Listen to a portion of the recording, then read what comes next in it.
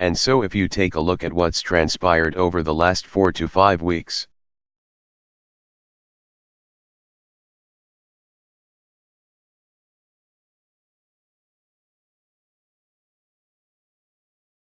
There may be areas where there have been disagreements, for example, on dispersants, and these are complicated issues.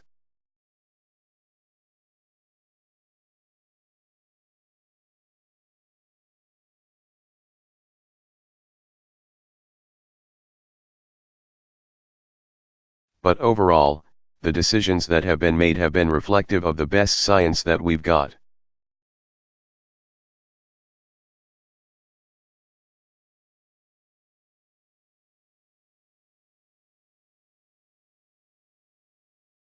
The best expert opinion that we have, and have been weighing various risks and various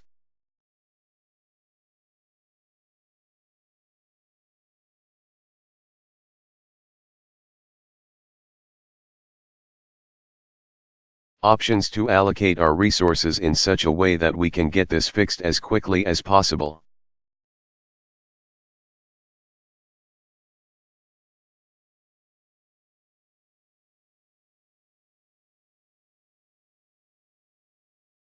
Jake Tapper.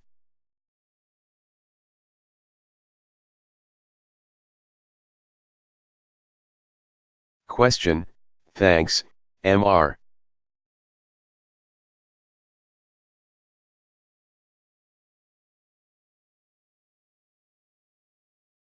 President. You say that everything that could be done is being done.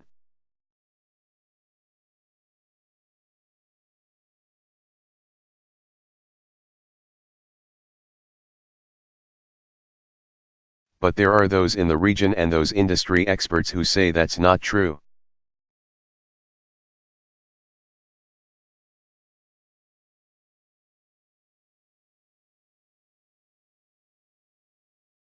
Governor Jindal obviously had this proposal for a barrier.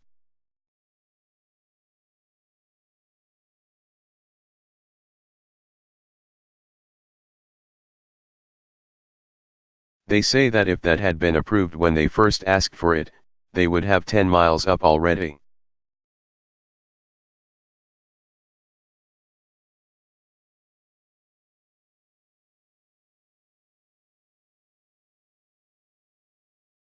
There are fishermen down there who want to work, who want to help.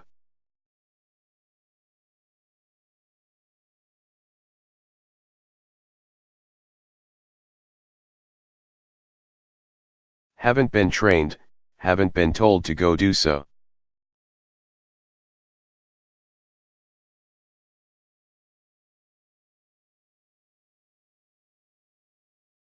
There are industry experts who say that they're surprised that tankers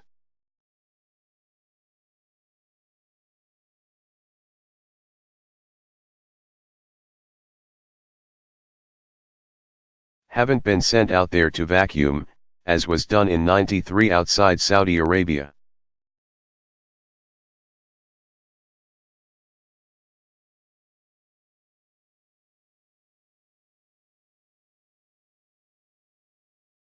And then, of course, there's the fact that there are 17 countries that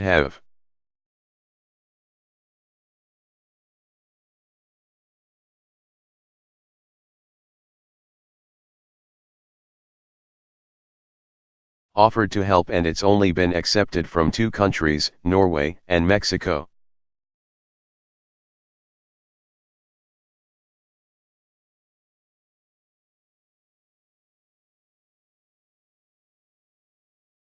How can you say that everything that can be done is being done with?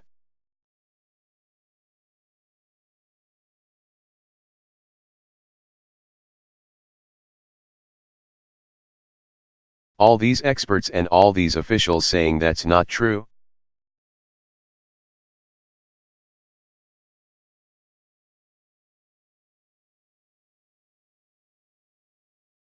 President Obama, well, let me distinguish between if the question is, Jake.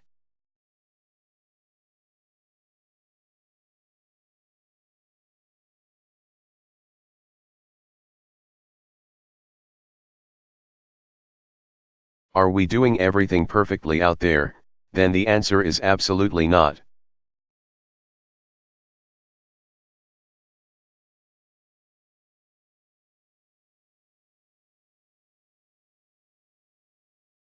We can always do better.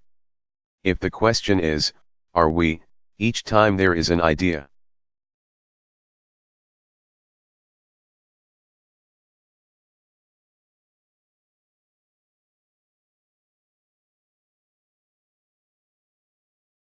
Evaluating it and making a decision, is this the best option that we have right now?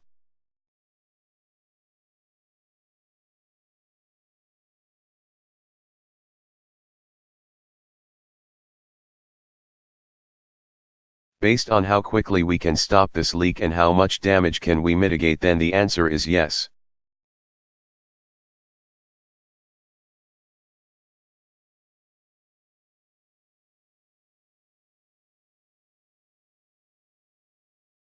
So let's take the example of Governor Jindal's Barrier Islands idea.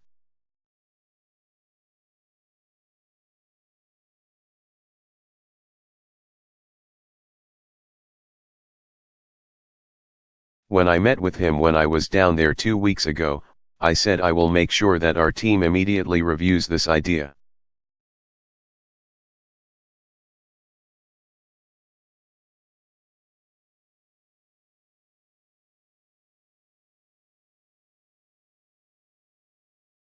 That the Army Corps of Engineers is looking at the feasibility of it.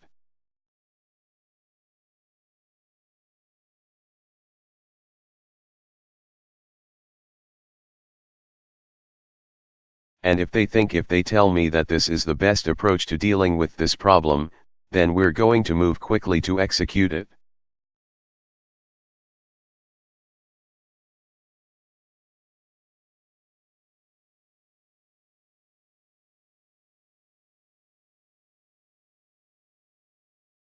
If they have a disagreement with Governor Jindal's experts as to whether this would be effective or not.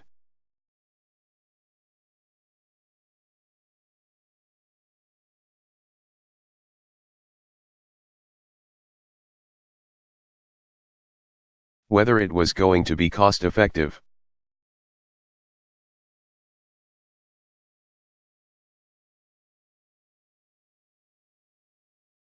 Given the other things that need to be done, then we'll sit down and try to figure that out.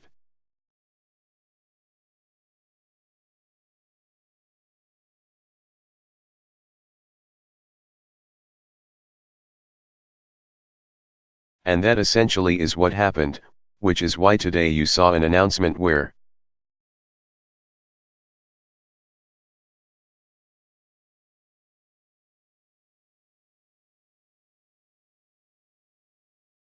from the Army Corps' perspective, there were some areas where this might work.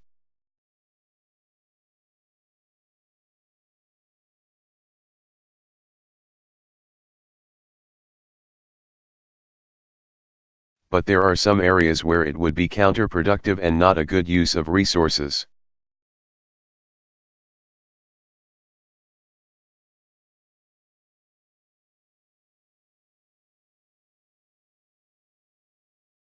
So the point is, on each of these points that you just mentioned, the job of our response team is to say, okay.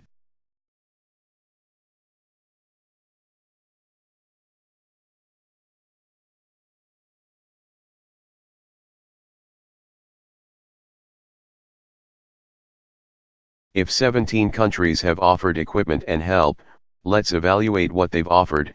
How fast can it get here?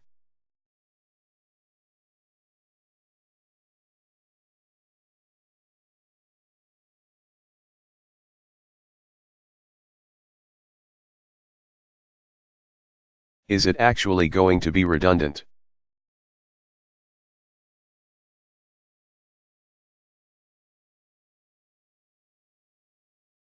Or will it actually add to the overall effort, because in some cases, more may not actually be better?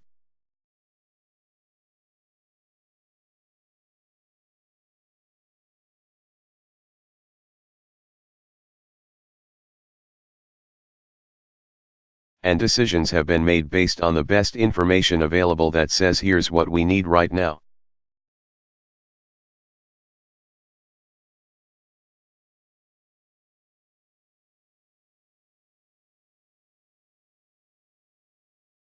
It may be that a week from now or 2 weeks from now or a month from now.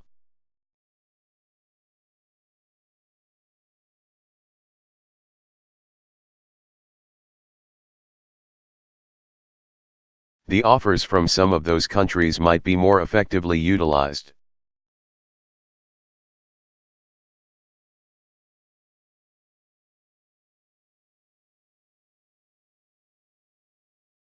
Now, it's going to be entirely possible in an operation this large that mistakes are made.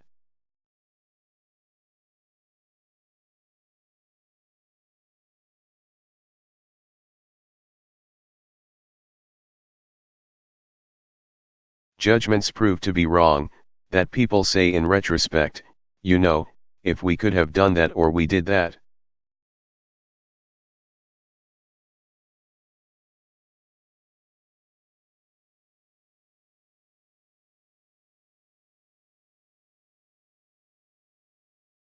This might have turned out differently, although in a lot of cases it may be speculation.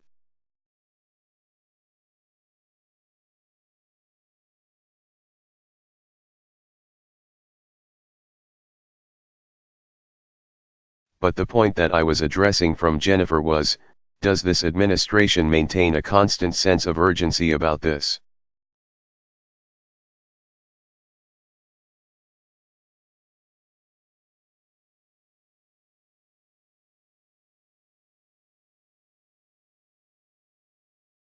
And are we examining every recommendation, every idea that's out there?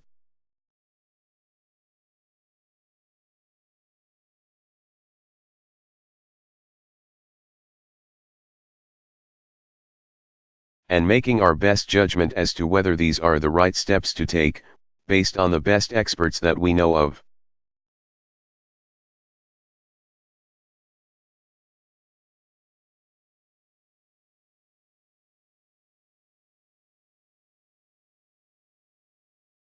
And on that answer, the answer is yes, or on that question, the answer is yes.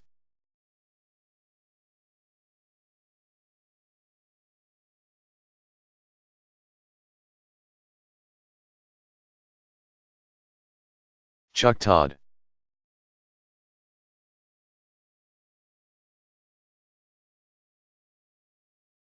Question, I just want to follow up on the question, is it?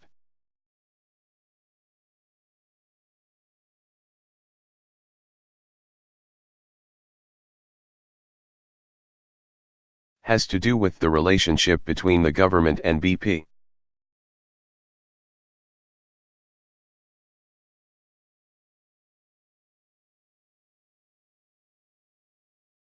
It seems that you've made the case on the technical issues.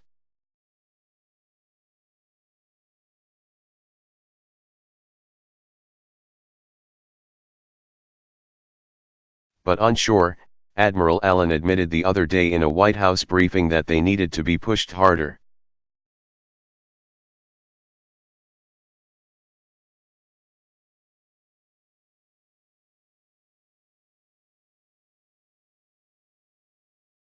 Senator Mary Landrieu this morning said it's not clear who's in charge, that the government should be in charge.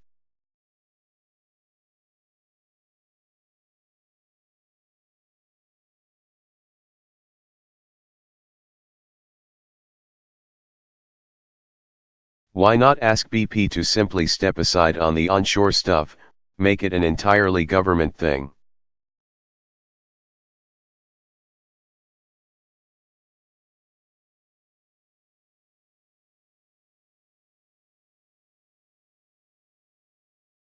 Obviously BP pays for it, but why not ask them to just completely step aside on that front?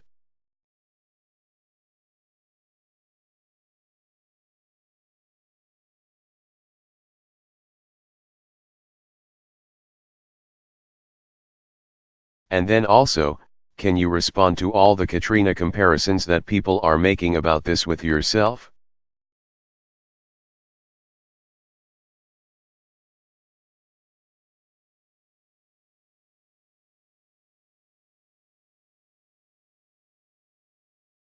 President Obama, well, I'll take your second question first. I'll leave it to you guys to make those comparisons.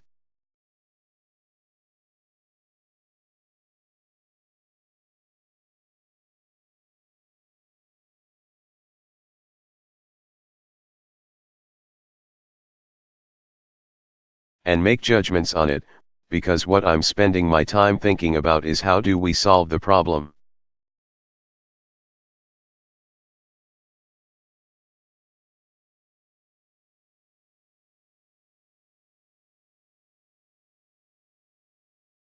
And when the problem is solved and people look back and do an assessment of all the various decisions that were made.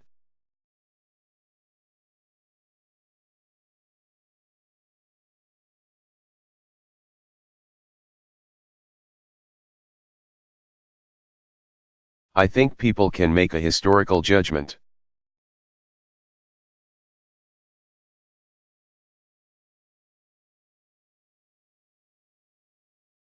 And I'm confident that people are going to look back and say that.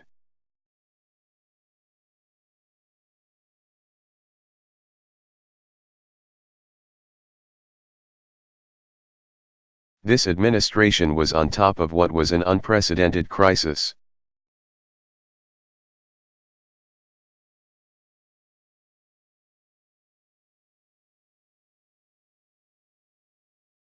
In terms of shoreline protection, the way this thing has been set up under the Oil Spill Act of 1990 oil.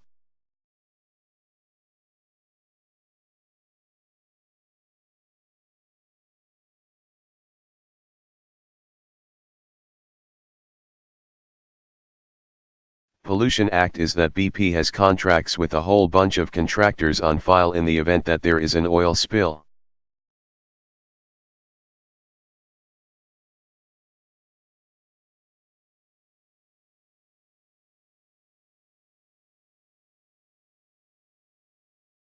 And as soon as the Deep Horizon well went down, then their job is to activate those and start paying them.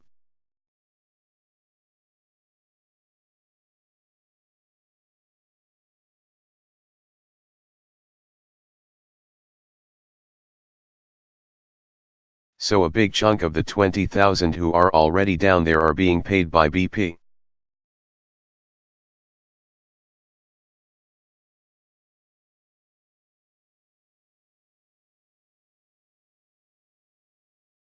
The Coast Guard's job is to approve and authorize whatever BP is doing.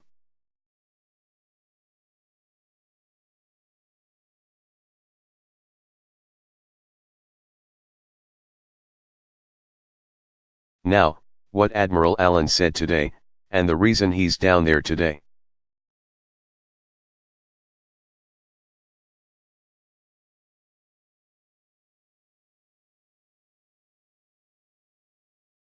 Is that if BP's contractors are not moving as nimbly and as effectively as they need to be.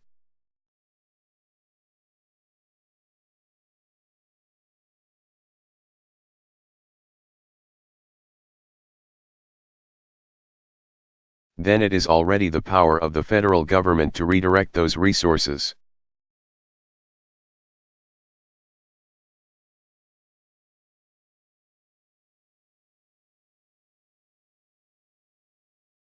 I guess the point being that the Coast Guard and our military are potentially already.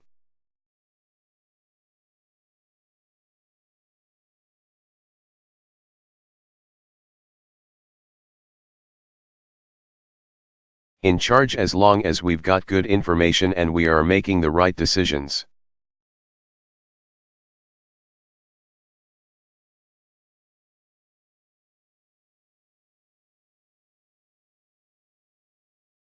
And if there are mistakes that are being made right now, we've got the power to correct those decisions.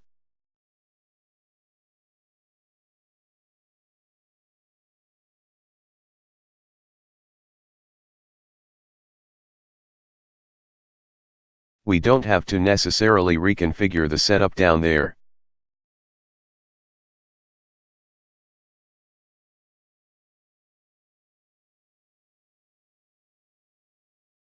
What we do have to make sure of is that on each and every one of the decisions that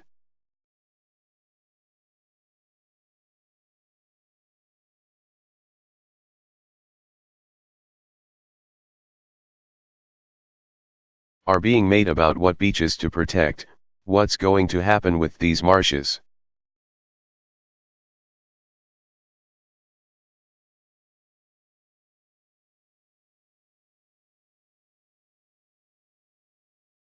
If we build a barrier island, how is this going to have an impact on the ecology?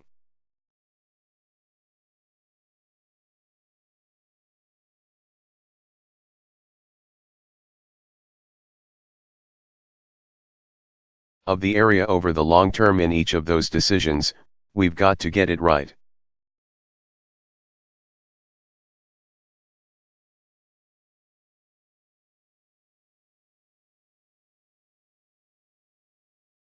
Question: you understand the credibility of BP seems to be so.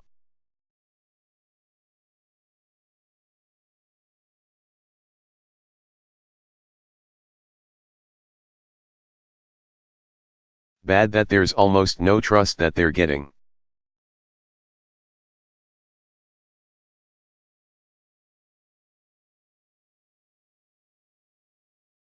President Obama, I understand.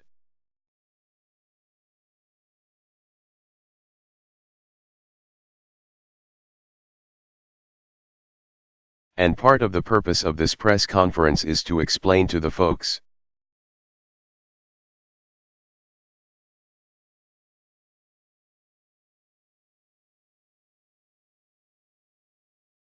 Down in the Gulf that ultimately it is our folks down there who are responsible.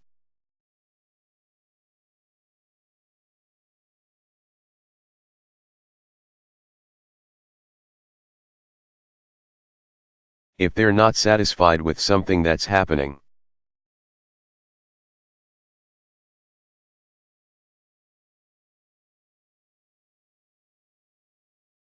then they need to let us know and we will immediately question BP and ask them why isn't X, Y, Z happening.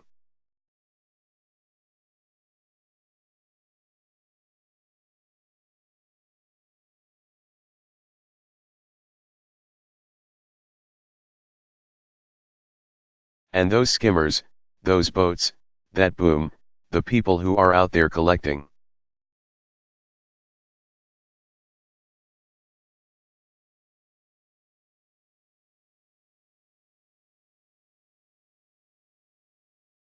Some of the oil that's already hit shore, they can be moved and redirected at any point.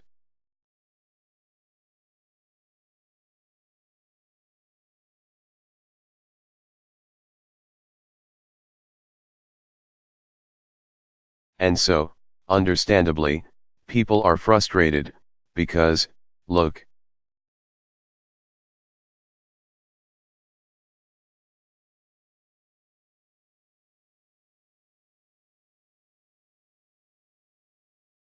this is a big mess coming to shore, and even if we've got a perfect organizational structure, spots are going to be missed.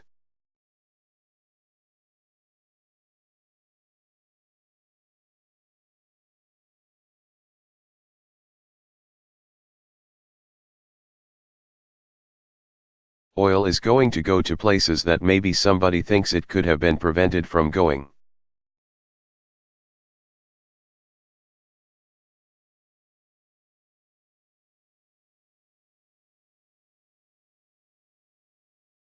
There is going to be damage that is heartbreaking to see.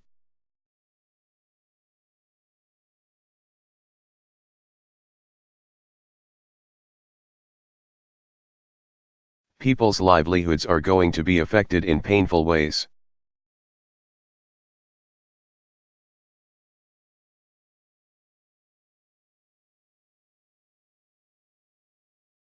The best thing for us to do is to make sure that every decision about how we're allocating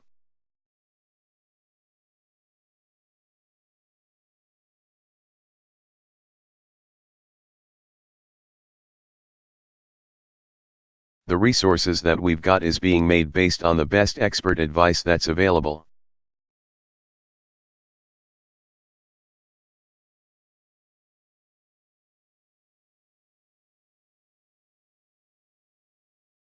So I'll take one last stab at this, Chuck.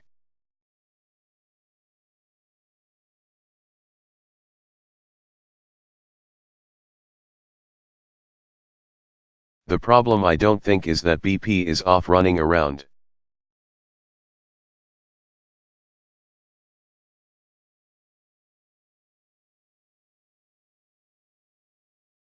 Doing whatever it wants and nobody is minding the store.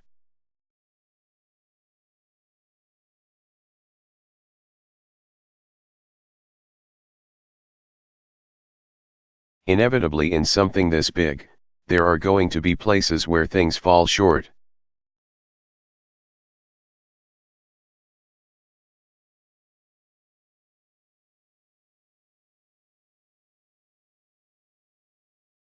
But I want everybody to understand today that our teams are authorized to direct BP in the same way that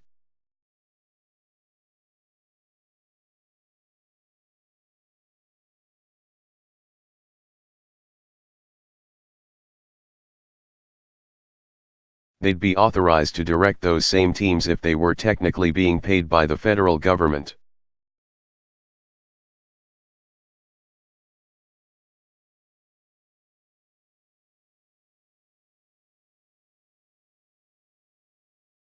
In either circumstance, we've got the authority that we need.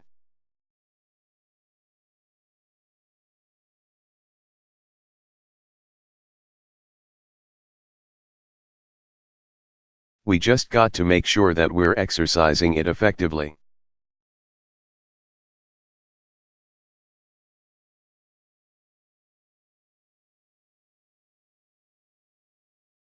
All right, Steve Tama.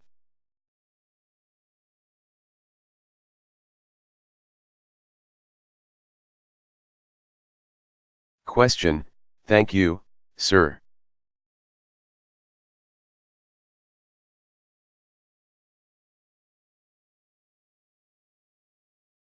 On April 21, Admiral Allen tells us the government started dispatching equipment rapidly to the Gulf.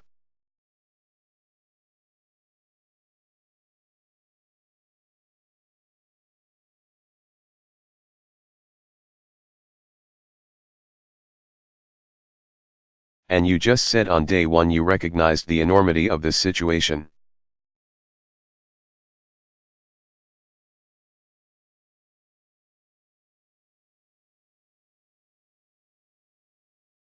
Yet here we are 39, 40 days later, you're still having to rush more equipment, more boom.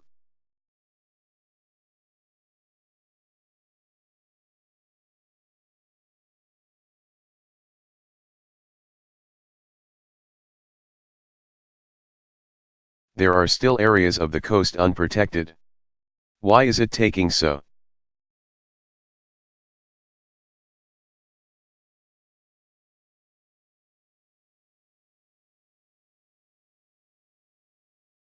long?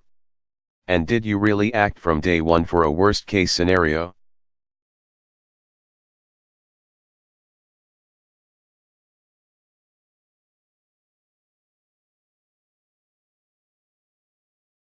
President Obama, we did.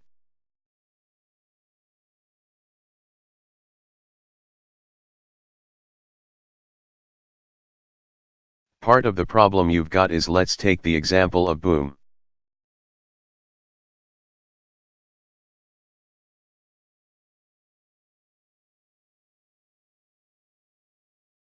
The way the plans have been developed, and I'm not an expert on this.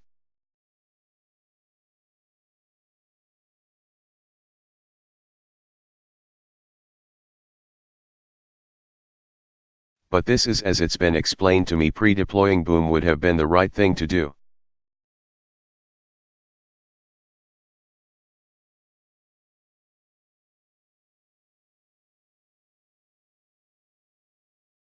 Making sure that there is boom right there in the region at various spots where you could anticipate.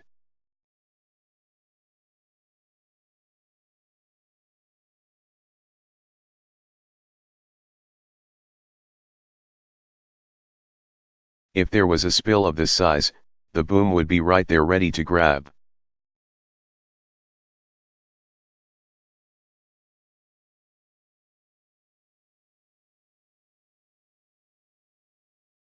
Unfortunately, that wasn't always the case.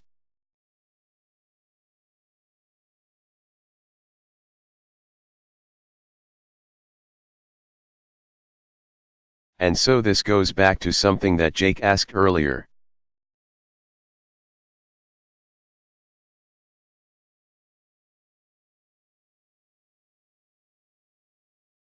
When it comes to the response since the crisis happened,